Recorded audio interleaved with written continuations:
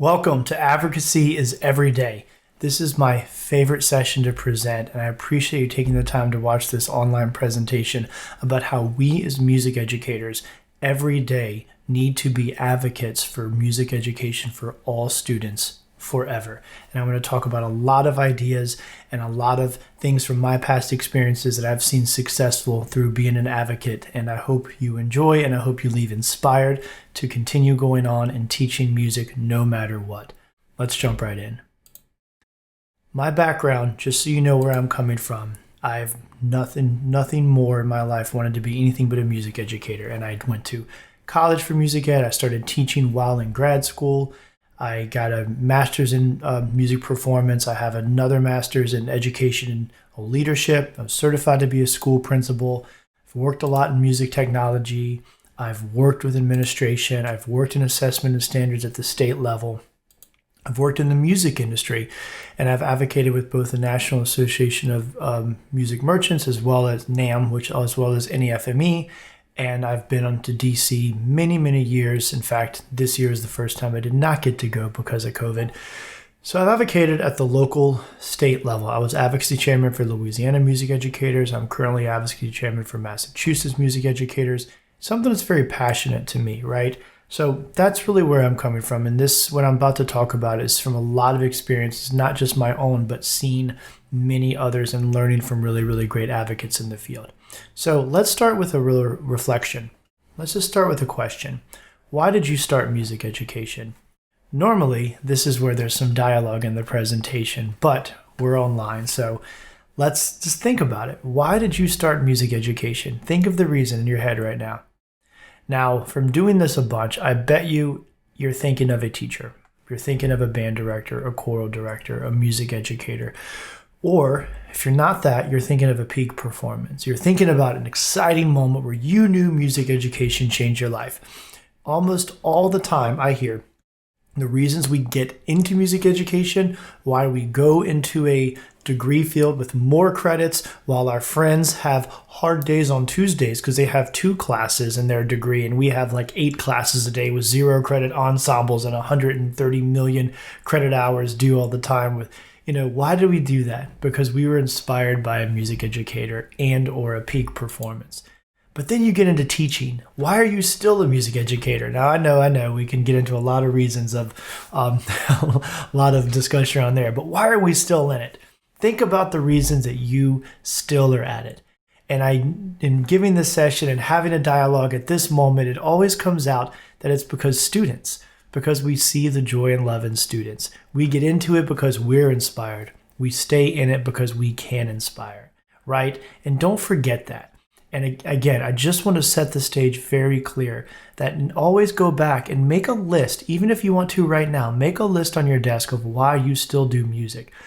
Because it's not to satisfy your school principal, right? And it's not for all the headaches that education has given us right now, in person, online, mask, no mask, this, that, can't play instruments, droplets, aerosols, blah, blah, blah, blah, blah. Shh.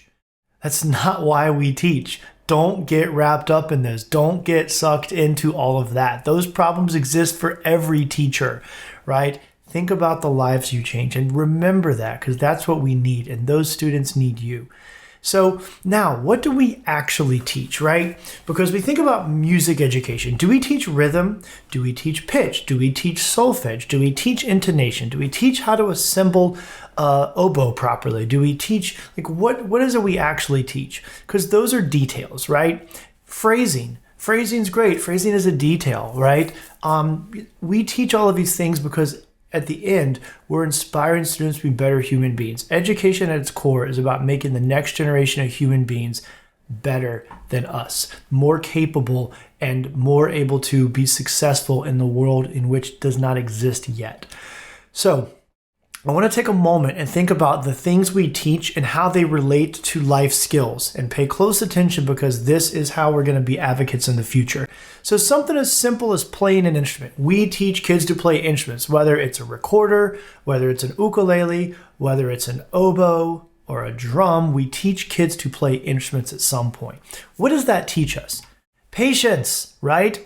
Making a sound on a trumpet isn't that easy the first time. You have to be patient. You have to practice. Practice. Practice is a skill that you don't necessarily get in other subjects, right?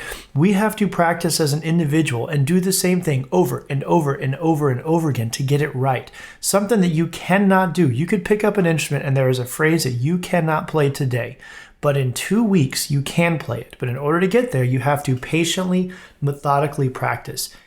That phrase could be a challenge at work in the future. It could be a new innovation that your company is working on. Any type of leadership position students will be in the future.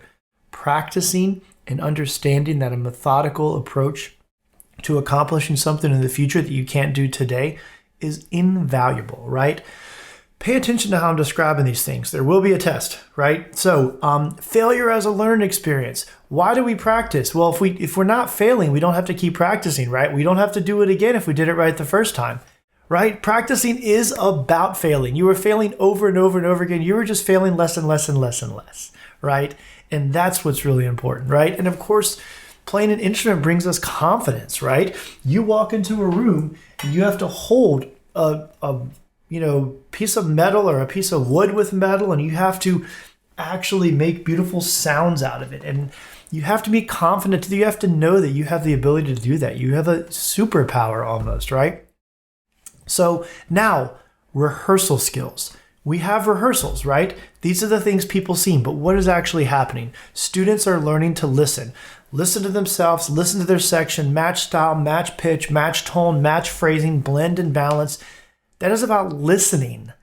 If we all listened more and spoke less, the online world would be a wonderful place. Have you seen a Facebook thread? Have you seen the comments on a YouTube video? Have you seen the comments on a news article? We don't listen to each other. We just talk at each other. Rehearsal skills is about learning to listen and being able to listen to make the sum, the total, far greater than the sum of its parts. That's the life lesson. That's what we're doing, right? We are learning to communicate individually, non-verbally, verbally, musically. We are learning to collaborate, right? Practice is great, but in the rehearsal, it's the ensemble is dependent on everyone collaborating. And you are learning that you have individual responsibility within a group. We have lots of sayings in music. You're only as strong as change is only as strong as the weakest link, right? And I get that. It's so important. Everyone has an individual responsibility, and that's really, really important, right? We're learning that now more than ever, that we're not going to beat COVID unless everyone takes their individual responsibility seriously, right? That's what we teach and learn in rehearsals. Now, assessment. We have to assess students playing tests, but think about what we learn. Self-awareness, personal growth, right? The ability to take criticism. A lot of people in society don't take criticism really well right now. You don't like my idea? Well, I'm unfriending you. Well, if you don't like what I say, unfriend me. We kind of live in a childish world right now. But if you think about music education and assessment, we learn to take criticism, to have someone say, you've practiced, you've worked hard, I'm really proud of you, but get better, right? And that's okay, and that's fine, right? So then we do these things called performances, right? Students have to go out.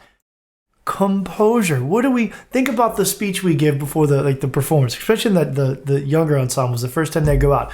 You're being judged the second you walk on stage, right? Sit up straight, hold yourself right, don't talk, hold your instrument a certain way. We teach composure. We teach students that when you walk into a room, dressed appropriately, with confidence, and compose yourself, that you are demonstrating before you make a sound that you are incredibly valuable and what's about to happen is going to be beautiful, right? How many people get that lesson in the world, right? Pay attention to how I explain these things. I'm telling you, there's going to be a test. Professionalism, behavior, confidence. Confidence, there's two parts about confidence, right? Like gaining confidence and being a confident person through practice and persistence and knowing you got it. But also, sometimes you have to sell what you've got. We all, as music teachers, had to go through juries. We had to do recitals, right? And it's an important learning moment in all of our musical careers and learning an instrument and singing and performing that we are in the practice room and the critic is on our shoulder. That was wrong, don't do this. And look, I'm a trumpet player. I know about the critic. You're going to miss the high note. You're going to miss the high note. You missed the high note. You got the high note, but you missed the note after. You're out of air. Like, my critic is loud. We get it, right? But when we go on stage and we perform in that jury, we're like panicked. And then when we overcome that, we learn an important lesson that you've got to put the critic away. When you're in front of people, you and your brain are the best ever at what you're about to do. You sell what you have at that moment. And then what do you do after? Yeah, you can go in the practice room. You can listen to the recording and critique it to death, but you have to be okay with selling what you've got in the moment and continuing to get better. The confidence to know that you've worked hard and what you have at this moment, even if it's not perfect in your eyes, is still valuable, right? That's so important, right? That's a skill. I don't know if we get that in science class, right? And then creating music. When students compose, create, record, all these great online tools, they learn to collaborate. They learn to be creative thinkers. They learn problem solving, right? And again, they learn confidence, right? So think about all the things I just went through: practice, rehearsal, assessment, performance, creating music, all of those things. Those are the things people see. Those are the things that we submit on lesson plans that is known that happens. But I went through in detail and talked about real world life-changing skills that we're learning inside of all of those, right? Articulating those skills in that manner is the best way we can be advocates. Now, think about, what are we preparing our students to be, right? Career focus, right? Do we actually want every student to be a performer, professional musician, right? Maybe, maybe not. What about just informed audience members? What about people that will subscribe to the symphonies and the concert bands and the orchestras and to the theater and will go out and support live music where it happens, right? Supporters of the arts. Or, we want this, but what about people that can be successful at anything they do, right? Music students, through all the skills that I've mentioned previously, are successful, but it's important that we address it while we teach them and make sure that we know it's not just about playing that etude with the least amount of mistakes ever, but it's all of the practice and preparation and skills and confidence that the student learned leading up to that moment. We have to articulate that, right? That's really important. We have to be able to articulate so students know what they're really learning through music. We don't teach music. We change lives through music, right? And that's how we and our students need to articulate. Now, yes, there are problems with the system. We work within an education system. I totally understand. And we get hung up on the problems with the system too much. And one thing that we don't do very good with ourselves as a music educator community is we tend to act like the problems are only against music education, like anyone has an evil plot to destroy music ed. In all my years of advocating and teaching, I've never heard anyone say I hate music, right? The decisions to cut music or fight music or create more problems for music teachers are not because people hate music. So don't think anyone's out to get you, right? Get off the defense, get on the offensive. But understand that these are systemic problems that exist far beyond our control, and that's okay. And I'll give you two. There are lots of barriers to entry in music education. Like if you're an 8th grader and you want to learn to play the French horn and the 8th grade elective time is not the same as the 6th grade elective time where beginning band is, maybe you're told you can't take that class. If you're a 10th grader and you want to start singing in the choir and that choir, the students have been singing since 6th grade and they're way ahead and you don't understand where, and you can't fit in, like, is that a good experience, right? We have barriers that typically are around scheduling, but they don't have to be. In an online world, you can create asynchronous learning opportunities where students can learn at their level with individual goals at any time, right? That's valuable. But think about ways we can, break down these barriers. If a senior in high school says, I want to learn trumpet for the first time, and somehow can be scheduled in the freshman class, or maybe only scheduled in the advanced symphonic band class, why not let him in? Why not take one trumpet player every day from the section, go in the practice room and give this other kid a lesson? Why not find a way for them to learn the music of the other band? And why not find a way?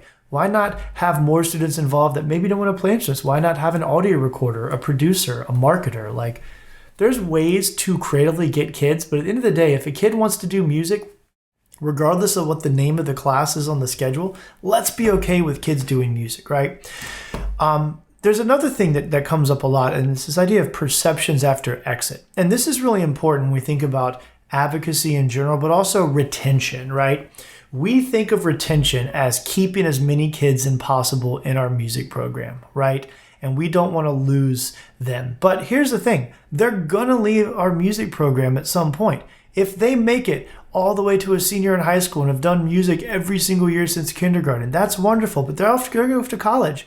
And if they're not going to be a music major, they're at some point going to leave our programs, right? Whether it happens in 8th grade or 10th grade or 12th grade, whenever. But the perception that I'm talking about, and the one I've heard from adults and students constantly, is once I'm not in music class anymore, I can no longer make music.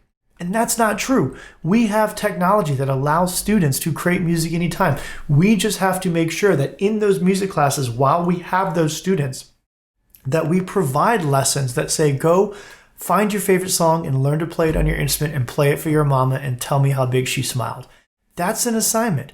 We do not do a good job of teaching kids that it's okay to just pick up an instrument and play notes because it's just fun to make sound, not because a teacher assigned a piece and they have to be able to play it at this level for this test by this day. If all students do in music class is get music given to them by a teacher and get assessed on playing the music their teaching gives them, then yes, they're going to think when they leave class that the perception is music's over. It's not the football team. It's not the soccer team. We can teach students to be lifelong music makers, but we have to make an effort to do that now, right? Really, really, really important. And whether or not they still want to pick up their instrument in the future, they can also be better members of society because they can remember how hard it was to learn to play the clarinet for 6th and 7th grade, even if they quit in 8th grade. If they can look back later in life, it's like, wow, that clarinet, I'm glad I put it down, but man, I'm really proud of how hard I worked to get that done. And that lesson of confidence can lead them into a more confident, stronger person in the future. There's value there, right? So think long and hard about what your students perceive about music and about their social, emotional, and personal growth when they leave your program, and how every single assignment, every single moment with them can change that perception, because that's one of the biggest issues I see. Yes, we live in a tech-savvy generation. Our students are constantly connected to each other, but they are constantly connected to each other. They can add value to each other. If we can make our students super engaged and strong advocates, they will spread, right? One thing to understand, and the reason for this cartoon, is students communicate with each other differently than we do. And we can get as annoyed as we want because they use text language and they don't spell out words and they make up little abbreviations that we have to go ask someone what it means, like IRL or oh, in real life. Oh, okay, I get it. Wait, the fire emoji, what does that mean? Why are we using fire? I don't get. But students have their own form of communication. But the fact of the matter is, we need to empower them to communicate with each other in ways that they make sense. So yes, maybe they have their own language, and yes, they communicate through short videos on Snapchat and short videos on TikTok now. But let's make them advocates. Let's teach them why music's valuable so they will spread that message in their own way, because the way they speak about it and the forms and mediums which they use to speak about it are different than the way we do, and that's okay. So now, traditional advocacy. If you've checked out the policy session I've done as well, the traditional advocacy piece is challenging because there's been a long time in the music advocacy community was advocating in a reaction to a policy-driven, no child left behind, test to test to test to test. I will test you, then I will test you again, then I will test you again world. And so we as advocates try to fit into this world by advocating that music connects to math. It makes you smarter. It connects to language arts. So you look at all these skills that are directly related to reading, And that is a lot of the ways that we've seen advocacy over time. But I think maybe in, hindsight is 2020, of course. So at the time, maybe that's what we had to do. But what we were not doing is advocating for music's sake. We teach music because we change lives through music, not because we want people to be smarter, and not because we want them to have great minds like old white guys, right? Because this graphic was highly used. And yes, these are all very famous old folks, but these people don't speak to a 6th grader, right? I don't know if a 6th grader growing up in an urban community, it would really aspire to be Ben Franklin. Like we have to really focus on why we teach music, and it's about changing lives and having students relate to people who relate to them, right? So we don't teach music because we want kids to be better readers. Kids are better readers because and they're better musicians because they're inspired and they're more confident, and we know all those skills. So here's what we do. We translate. We understand that legislators think policy and funding, and advocating for funding and policy and law and all of that is very different than what I'm talking about here. That's lobbying for policy and funding. I do a lot of that. It's fun. I like it. But administrators are more worried about maybe assessment data, what their pressures are. Understand the pressures and what is most important to all the various stakeholders, because we can always add to this, the school board. What pressures are they under? What are their roles? At every step of the way, the federal level, the state level, the district level, the school board level, the principal, the vice principal, your administration, the other teachers, the parents, the students, every stakeholder has a different slice of the pie. They have a different section in which they have, different rules and different, motivators. We cannot have the same music makes you smarter to all of these folks. It means different things. So here's your second assignment. Besides that list of why you still teach music, think about how you would talk about music to all the different stakeholders and what language makes sense to them. We need to translate what happens in our class to all these people. And how do we do that? Well, let me ask you a question. This graphic is obviously from the end of Hamilton, as I'm sure you recognize. And the whole ending of this beautiful musical is who lives, who dies, who tells your story? Who tells your story? We as teachers are not solely responsible for advocating. I think as we try to bear the advocacy burden on ourselves and we feel like we're fighting an uphill battle and we get frustrated, our job is to teach everyone. Teach administrators, teach parents, teach other teachers in our school, teach the school board, teach the community, teach the teach your state representative, and also teach your students, right? We sometimes feel like all we have to do is teach students, and we're frustrated that no one else, gives us credit. It's not their job. Let me ask you a question. Let me give you a scenario. Imagine your classroom, since it might be all virtual right now and everything's recorded. Imagine if your classroom was a Netflix special, right? Imagine every virtual lesson you've done all year is actually dropped on one day. Mr. and Miss So-and-so's class is now on Netflix, and it's the biggest smash hit. Everyone binge watches every episode, right?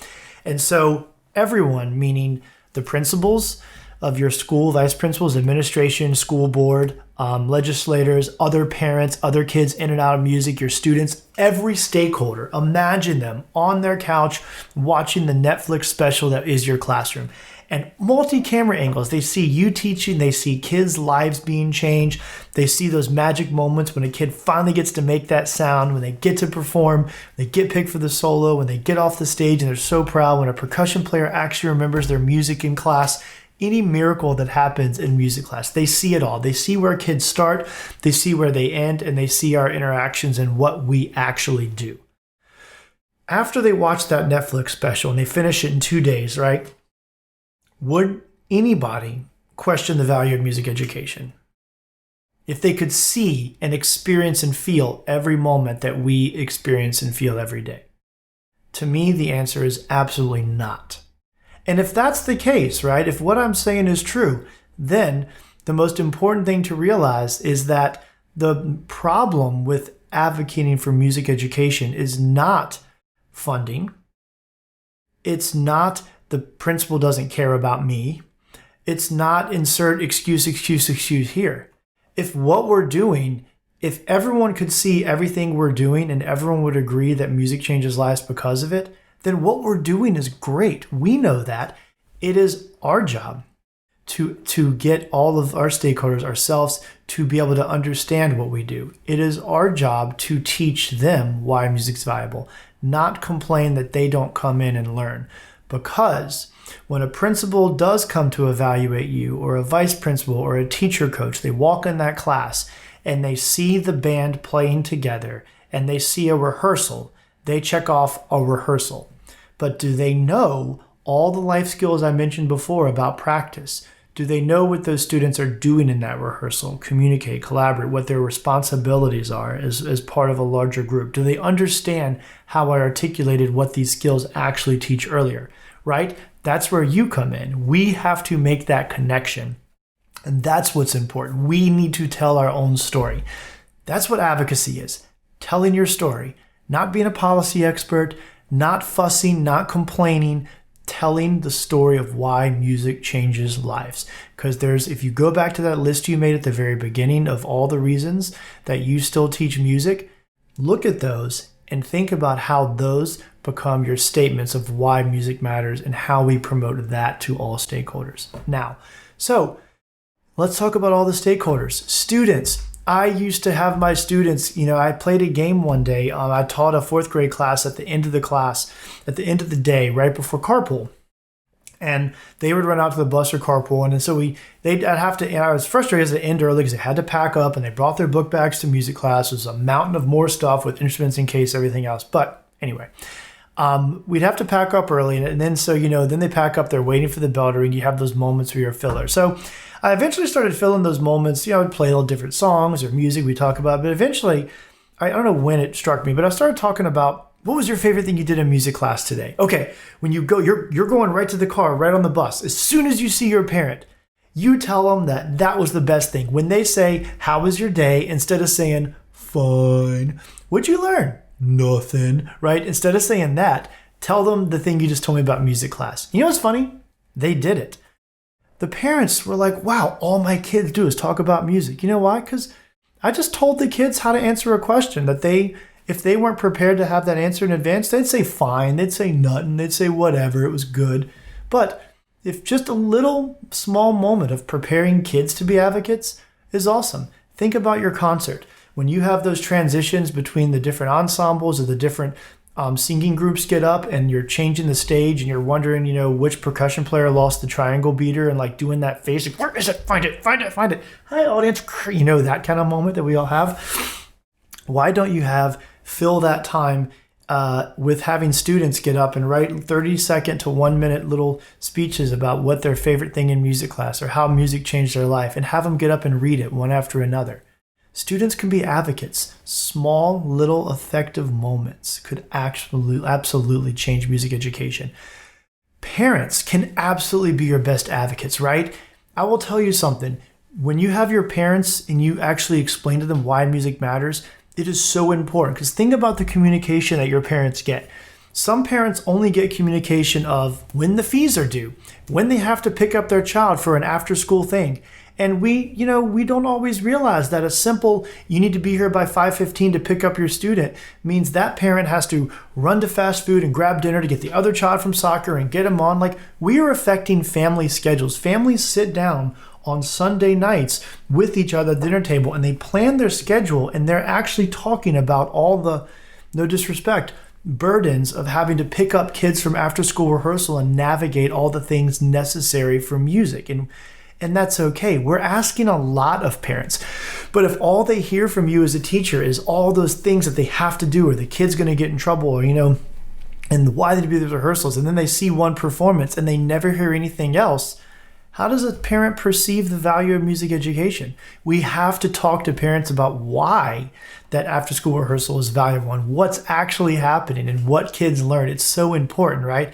When you have that back-to-school night and you get the parents to come in for 7 minutes when they walk the schedule of the kids' class, or you get them for longer, and you get to introduce yourself and talk, is it just, rules, and you have to buy the blue box of reeds and not the orange box, and you have to pay more, and they have to do this, and here's the extra fees, and we're going to sell chocolate, and everyone has to have this fundraising goal, and blah, blah, blah. Do we ever stop and say, wow, music changes lives, and thank you for having your kids change lives? Do we ever tell them? Because if we don't, they're never going to know, right? Back to having students read things at the concert. Have students play for their parents. We live in a world where we value each other's ratings and reviews over information from the experts. Think about it. Think about the last time you purchased something online, right? You looked at ratings. You go on Amazon. You're going to buy anything less than 4 stars? This was a common filter. Highest rated, lowest price. Sort by price, low to high. Minimum rating 4 stars and above. Bam, that's where we start. We don't even look at it. We don't really know where their stars come from. Those are crowdsourced, but we value. We go on Facebook and say, hi, Facebook, someone give me a recommendation for blah, blah, blah. We live in a society where we talk to each other about our problems and get information. So when you think about your ability as a teacher to advocate, just remember that you are not in the room where it happens. You're not in all the conversations, right? Parents that are sitting on the sidelines of the soccer game or the football game or waiting at the bus stop or waiting at the carpool line or at the PTA meeting or at another, outside of school event, a birthday party, whatever. And they're like, oh, your child does music, right? Yeah, Johnny's been pretty bummed about playing that trumpet. How's your student? Oh, okay. Those conversations are happening. They're happening all over and they're happening without you. So you can't be in all those conversations, but if you've made sure to tell the parents why music changed lives and articulate in the way I articulated before about why all these things that we're doing actually have real life skills, if parents have that answer ready, it's not going to be fine, nothing, whatever. Or the blue box that reads is kind of expensive. I have to get off my lunch break to go to the music store to buy these things for my kid. But it's, wow, no, my student loves music because, and music's helping them because. We have to tell people that. That student needs to go home and say, Mom and Dad, family, I did something cool today. Our band finally got this thing. Let me play you my one little melody. Hold on, let me put the clarinet together. Wait a minute, let me play this for you. Feed that type of excitement. That is advocacy. And that one parent that you planted that seed in, when they're asked or they see that Facebook post in that group that you're not in, because the parents got the private group that you're not in, talking all that smack about everything, right? When they start talking about it, someone's going to jump in and defend you, but they're not going to do it unless you've armed them with why first. So also coordinate your army of advocates to go for the school board. Get your principal involved. If your principal only ever hears from you when you need a school bus request filled out, or if you need funding, or when you need and want, or if you need a concert date, or you can't book the gym at a certain time and you want, they need to know why music's valuable, right? So you need to feed them. Once a week, send them something your students did, a recording, something like that. That's how we advocate, right? We must be relentlessly positive. If our argument is that music changes lives and feeds the soul and is the most wonderful healing thing that we've ever experienced, we've dedicated our lives to teaching children to do this, that's what we tell people. Not music makes you smarter, not we need to fund this law. Those are great, but we need to talk about the power of music for music's sake, and we need to stay positive. I cannot say it enough. Nobody responds to a negative advocate. Nobody feels confident and open and welcoming a message when it's pitchforks storming the castle. People will let you in the door when you knock politely and you come in and sit down to have a conversation. I cannot say it enough. There is no world where advocacy by being pissed off works, ever. You have to stay positive, even when it's most hard, right? Because in a lot of cases, and it's something I love to say, is winning is getting what you want, not always telling people what you think. In fact, usually just telling people what you think and how you feel is actually not the best path to getting what you want. If you want more stakeholders to understand the value of music's sake, telling them why you're frustrated and how you feel is not the way to get there. Creating a positive atmosphere and creating a culture where parents and students share what they understand is the value of music with each other, that's how you get there, right? That's how we win. So also have a clear ask, right? I can't say it enough. We are so good. When we get good at telling personal stories, and we talk about why music's valuable, when we have the opportunity to talk to a stakeholder, right? We can tell a story, we can share how music changed lives, but they're always going to say, okay, what can I do? So make sure there's an action item at the end of our statement. I have on the screen a couple of the action items that I've used in different advocacy meetings at the State House. We've gone and say, here's what we want. And again, those action items will vary depending on the stakeholder. Legislators, they can provide funding and policies. So sure, we ask them for that. Your principal, what are you asking them to do? But have an ask. If you don't know what you want people to do, that's an issue, right? So start with the end in mind. Begin with the end in mind. We go into rehearsal and we know we want that piece to sound like, and we try to get our students there. When we go into advocacy, we have to know how we want the community to feel and act around music and what's that looks like, and then we rehearse and get them there. Have an ask, right? Now, I just cannot say it. I'm going to say it again. Stay positive. I beg you. People are watching you on Facebook and on social media. And I put a screenshot of something I put on Facebook recently. But if you're in the Facebook groups, the Music Creators Online Learning, the music teacher groups, all these groups, it is so easy to sway negative. And one of the biggest problems in music education right now, in my opinion, is when I live in these groups. I read them every day, constantly. That's my feed. All I do is live in these groups. Someone posts a rant and there's 50, 60, 100, 200, 300 comments. Life's so hard. Negative, negative, negative. Pay attention. Go to the music Facebook groups and just take a stroll down the posts. Someone posts something cute, funny, positive, couple care emojis, some hearts, bunch of likes, couple comments, it's done. Someone starts a rant about how hard our business is or how difficult it is. It is like, bruh. We are so much better at complaining than we are about promoting something positive.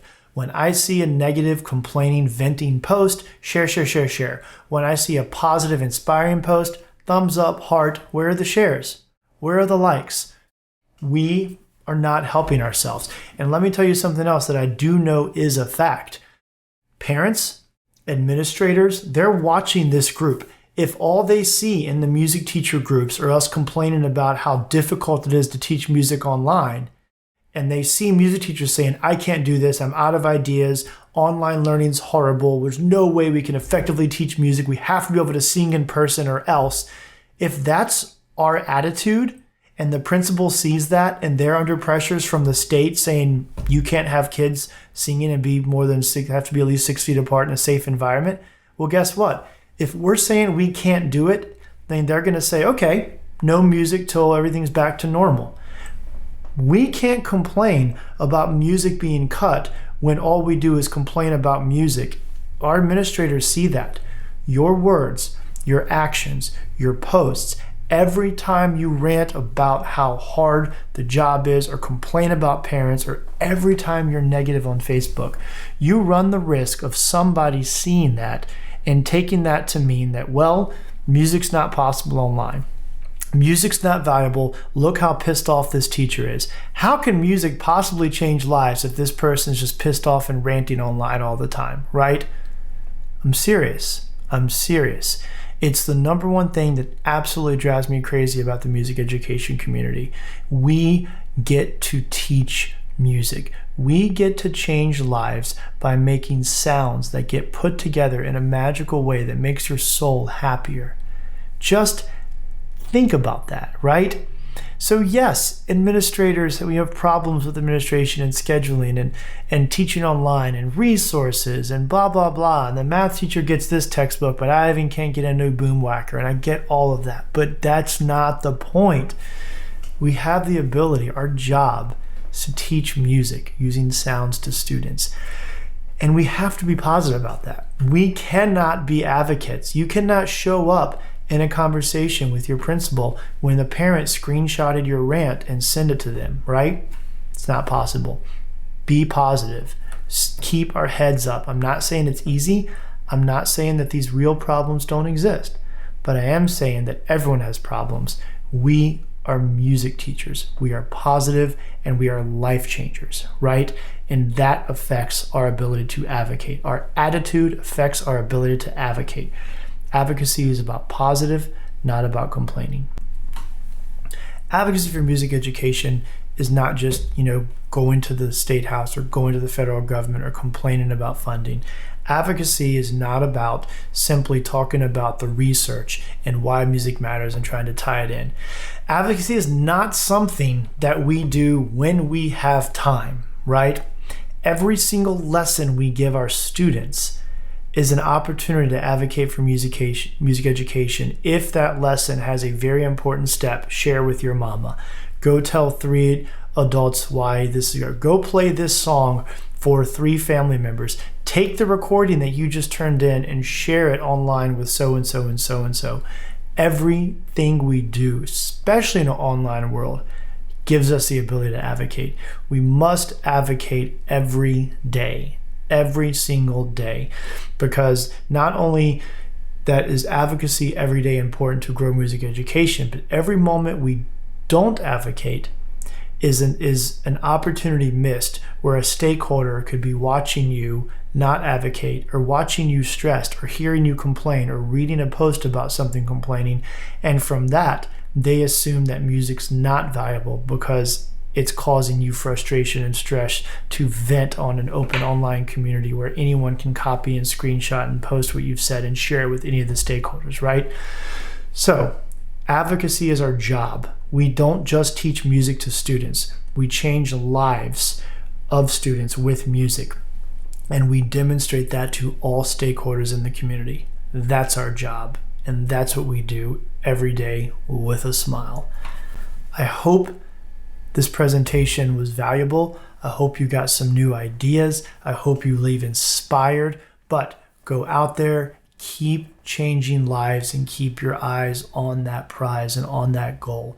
Do not let the haters get you down. Do not let all the details of scheduling, all the other problems. There are very real problems, but you know what? Every career, every job, every teacher, there's real problems in everything. But at the end of the day, keep your eye on the prize, changing those kids' lives and making sure that every stakeholder knows how and why that happens. Thank you for dedicating your life to changing the lives of students through music. Stay strong, stay positive. Thank you.